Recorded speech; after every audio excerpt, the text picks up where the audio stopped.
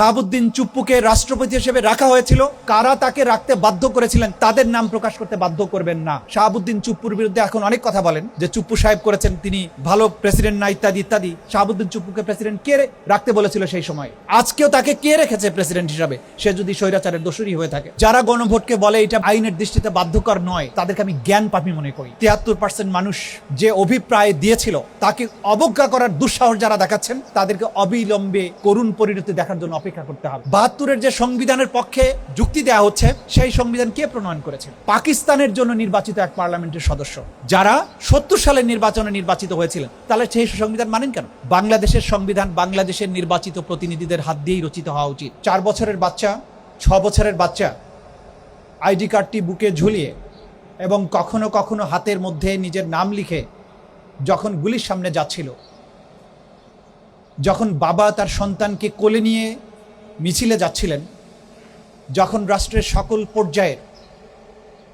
বিচারক, আমলা, বিশ্ববিদ্যালয়ের শিক্ষক, প্রশাসনের ব্যক্তিরা পর্যন্ত পোশাক বদলিয়ে মাস্ক পরে হলেও মিছিলে গিয়েছিলেন, বিশেষ করে 3রা আগস্ট 2024 সালে শহীদ মিনারের সমাবেশে আমি নিজে দেখেছিলাম এরকম অসংখ্য মানুষকে। যখন মানুষ এভাবে সন্তানকে কোলে নিয়ে বুকের রক্ত দেওয়ার জন্য সামনে চলে যায়, সেটা তখন বিপ্লব হয়ে যায়। এবং এই বিপ্লবের জন্য যখন তারা, আমি আমার 3 বছর বয়সী, 4 বছর বয়সী ভাতিজার কথা জানি, তার হাতের মধ্যে সে নিজের নাম লিখে রাস্তায় নামতো। ওর বাবা জিজ্ঞাসা করেছে যে কেন নাম লিখেছো? বলছে যদি গুলি লাগে তখন আমাকে যাতে চিনতে পারে, সেজন্য আমি নাম লিখে রেখেছি। এই আবেগ নিয়ে যখন একটা বিপ্লব সাধিত হয়েছিল, যার ফলে 17 বছরের নিষ্ঠুর এক স্বৈর শাসক দিল্লি পর্যন্ত পালিয়ে গিয়েছিলেন এবং এই বাংলাদেশে বিপ্লব সফল হয়েছিল। আজকে সেই বিপ্লবের সুফল ভোগকারীরা যখন বলে রাষ্ট্র আবেগ দিয়ে চলে না, তখন লজ্জায় আমাদের মাথা হেঁট হয়ে যায়। এটা রাষ্ট্রের সাথে, বিপ্লবের সাথে, জন আকাঙ্ক্ষার সাথে সুস্পষ্ট প্রতারণা এবং বিশ্বাসঘাতকতা বলে আমরা মনে করি। প্রিয় বন্ধুগণ, জ্যোতিষীর মতো অতস কাজ দিয়ে গ্রহ নক্ষত্রের বিচারের মতো সংবিধানের ধারা বিশ্লেষণ করে যারা আমাদেরকে আইন বুঝাতে আসেন, তাদের জন্য আমার করুণা হয়। যখন বিপ্লব হয়েছে, একটি নিষ্ঠুর স্বৈরশাসক পালিয়ে গেছে, শত শত মানুষের লাশ রাজপথে তখনও পড়ে আছে। সেই বিপ্লবের পরে যে সরকার গঠিত হয়েছে, সেটা একটা বিপ্লবের সরকার। সেই সরকারের উপরে 1972 সালের সংবিধান বাইন্ডিং ছিল না এবং বাইন্ডিং এখনো নেই। শাহাবুদ্দিন চুপ্পুকে রাষ্ট্রপতি হিসেবে রাখা হয়েছিল। কারা তাকে রাখতে বাধ্য করেছিলেন তাদের নাম প্রকাশ করতে বাধ্য করবেন না। শাহাবুদ্দিন চুপ্পুর বিরুদ্ধে এখন অনেক কথা বলেন যে চুপ্পু সাহেব করেছেন, তিনি ভালো প্রেসিডেন্ট না, ইত্যাদি ইত্যাদি। শাহাবুদ্দিন চুপ্পুকে প্রেসিডেন্ট কে রাখতে বলেছিল সেই সময়? আজকেও তাকে কে রেখেছে প্রেসিডেন্ট হিসাবে, সে যদি স্বৈরাচারের দোষী হয়ে থাকে? তারপরে নতুন ইন্টারিম গভর্নমেন্ট যখন হলো, সেটাকে কেন আপনাদের সরকারে যারা আছে তারাই তো এটা প্রস্তাব দিয়ে করেছিলেন যে একটা ইন্টারিম গভর্নমেন্ট হবে, আর সংবিধানের ব্যাখ্যা নিয়েছিলেন সুপ্রিম কোর্টের কাছ থেকে, প্রয়োজন ছিল না। একটা বিপ্লবী সরকার যখন গঠন হবে, জনগণের ইচ্ছা এবং অভিপ্রায়ের বহিঃপ্রকাশ হিসাবেই অন্তর্বর্তীকালীন সরকার গঠিত হয়েছিল। এটা সুপ্রিম কোর্টের রেফারেন্সের কারণে গঠিত হয়নি। এবং এই সরকারের কাছে যেহেতু জনগণের সকল শ্রেণী, পেশা, সকল রাজনৈতিক দল মতের মানুষের সমর্থন ছিল জুলাই বিপ্লবে, সেই সরকারের জন্য কোনো কনস্টিটিউশন বাধ্যকর ছিল না।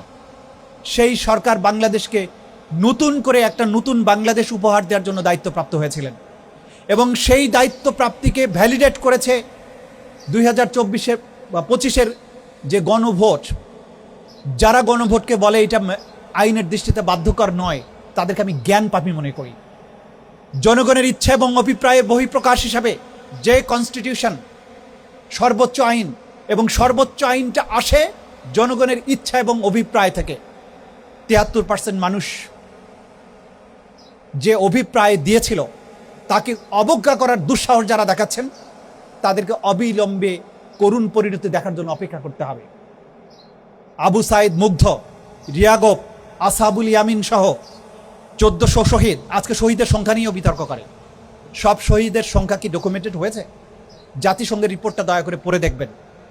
কত অজানা শহীদ আছে, সেগুলো কি আইডেন্টিফাইড হয়েছে সবাইকে? এখন বলে গেজেটে আছে এতজন, শহীদ হয়েছে এতজন, গেজেট দিয়ে কি সব কিছু নির্ধারণ হবে? গেজেটের বাইরে কি নয় নেই? এবং যে 30 থেকে 35,000 মানুষ আহত হয়েছে তাদের কি গেজেট হয়েছে? এই সমস্ত আইনের ধারা উপধারা মেনে কোনো বিপ্লব হয়নি, 1971 সালেও হয়নি। 72-এর যে সংবিধানের পক্ষে যুক্তি দেওয়া হচ্ছে, সেই সংবিধান কে প্রণয়ন করেছিল? সেই প্রণয়ন করেছিল সংবিধান পাকিস্তানের জন্য নির্বাচিত এক পার্লামেন্টের সদস্য, যারা 70 সালের নির্বাচনে নির্বাচিত হয়েছিলেন। তাহলে সেই সংবিধান মানেন কেন? নওশাদ জমির সাহেব ঠিকই বলেছেন, বাংলাদেশের সংবিধান বাংলাদেশের নির্বাচিত প্রতিনিধিদের হাত দিয়েই রচিত হওয়া উচিত। জুলাই বিপ্লব এক অভাবনীয় সুযোগ এনে দিয়েছিল। আমরা সেই সুযোগ হেলায় হোক, বোকামির জন্য হোক, নির্বুদ্ধিতার জন্য হোক, অথবা কোনো ষড়যন্ত্রের কারণে হোক, আমরা যদি এটা হেলায় হারাই, তাহলে এই জাতির কপালে অনেক লম্বা দুর্ভোগ আছে বলে আমি মনে করি। আমরা বিশ্বাস করি আজকের পার্লামেন্টে যারা আছেন তারা প্রত্যেকেই জুলাই বিপ্লবের অংশীদার। তারা জনগণের পালস বুঝবেন। তারা যে সমস্ত ছোটোখাটো ভুলভ্রান্তি করছেন বা যে সমস্ত কথাবার্তা বলছেন, এখনও আমি তাদেরকে ক্ষমার দৃষ্টিতে দেখতে চাই। আমি বিশ্বাস করি তাদের মধ্যে বোধোদয় হবে। সংবিধানের ধারা উপধারার বিতর্কের মধ্যে তারা যাবেন না। এই দেশকে প্রফেসর ইউনূস সাহেব বলেছিলেন যে আমরা রিসেট বাটনে চাপ দিয়েছি। কারণ হচ্ছে জুলাই বিপ্লব যখন হয়েছিল, যেসব কথাবার্তা বলে জাতিকে বিভক্ত করা হচ্ছিল, প্রত্যেকটার কবর কিন্তু এই ঢাকা বিশ্ববিদ্যালয় থেকে দেয়া শুরু হয়েছিল। আপনারা মিছিল করেছিলেন, মধ্যরাতে বেরিয়ে এসেছিলেন, বলেছিলেন দেশটা কারো বাপের না। যখন বৈষম্যের বিরুদ্ধে আপনারা কথা বলেছিলেন, সেই বৈষম্য বিরোধী আন্দোলনকে দমন করার জন্য রাজাকার উপাধি দেওয়া হলো। আপনারা তখন বলেছিলেন তুমি কে আমি কে, রাজাকার রাজাকার। এর অর্থ এইটা নয় যে রাজাকারকে তারা সমর্থন করেছিল, তারা বরং রাজাকার ট্যাগ দিয়ে ন্যায্য দাবিকে দমন করার যে প্রচেষ্টা, সেটার বিরুদ্ধে তারা রুখে দাঁড়িয়েছিল। হিটলার ইহুদিদেরকে যখন নিধন করেছিল জার্মানিতে, তাদেরকে সাবহিউম্যান বলতো, তাদেরকে আবর্জনা বলতো, জীবাণু বলতো। রুয়ান্ডাতে হুতু এবং তুৎসি সম্প্রদায়ের মধ্যে যখন যুদ্ধ হচ্ছিল, গৃহযুদ্ধ, তুৎসিরা সংখ্যালঘু ছিল, তাদেরকে হত্যা করাটা বৈধ করার জন্য তারা বলতো তুৎসিরা হচ্ছে ইনিএনজি, অর্থাৎ তেলাপোকা, এগুলোকে পা দিয়ে পিষে মেরে ফেলা যায়। ঠিক একইভাবে বিগত স্বৈর শাসক বাংলাদেশের জনগণকে যখনই কেউ তার বিরুদ্ধে রুখে দাঁড়িয়েছে, তাদেরকে রাজাকার উপাধি দিয়েছে, স্বাধীনতা বিরোধী উপাধি দিয়েছে, বিএনপি বলেছে, জামাত বলেছে, হত্যাযজ্ঞ করে তুলেছে এই ঢাকা বিশ্ববিদ্যালয়ে। ভুলে গেছেন গণরুমের কথা? ভুলে গেছেন এই বিশ্ববিদ্যালয়ের প্রতিটি প্রান্তরে, প্রতিটি পয়েন্টে নিরীহ তরুণ যুবকের রক্ত রঞ্জিত আছে। এই বিশ্ববিদ্যালয় কিশোর হত্যার মহাপাপে জড়িত বিগত সরকারের আমলে। সেই ইতিহাস ভুলে গেছেন? কোথায় ছিলেন আপনারা?